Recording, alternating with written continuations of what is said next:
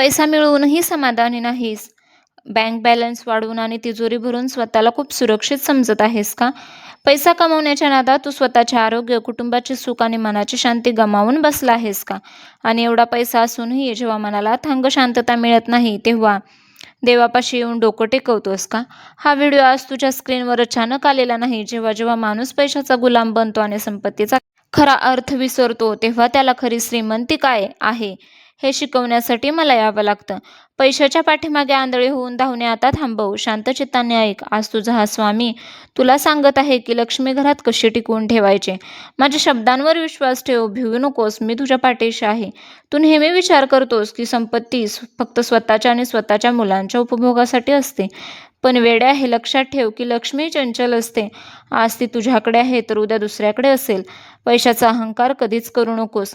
जर मी तुला इतरांपेक्षा जास्त दिले आहे तर त्याचा अर्थ असा नाही की तू इतरांपेक्षा श्रेष्ठ आहेस. तर त्याचा अर्थ असा आहे की तुझ्या माध्यमातून मला अनेक गरिबांच्या आणि गरजूंची सेवा करावयाची आहे. संपत्तीचा खरा उपयोग उपभोग घेण्यात नाही, तर दानात आहे.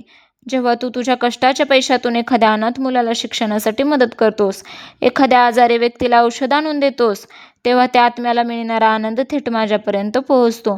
तोच तुझा खरा बँक बॅलन्स असतो. तो तुझ्यासोबत पुढच्या जन्मी येतो. चुकीच्या मार्गाने किंवा कोणाला फसवून कमावलेला पैसा घरात फक्त रोगराई आणि भांडणे घेऊन येतो. 2 घास कमी मिळाले तरी चालतील, पण ते प्रामाणिक कष्टाचे असावेत. श्री स्वामी समर्थ नामाचा जप कर. ते नाम तुला अंतर्गत समाधान देईल. उठ आता, खिशाचा कंटाळा सोडून मनाचे दार उघड आणि जगात प्रेम वाटायला सुरुवात कर. मी तुझ्या पाठीशी सदैव उभा आहे. श्री स्वामी समर्थ.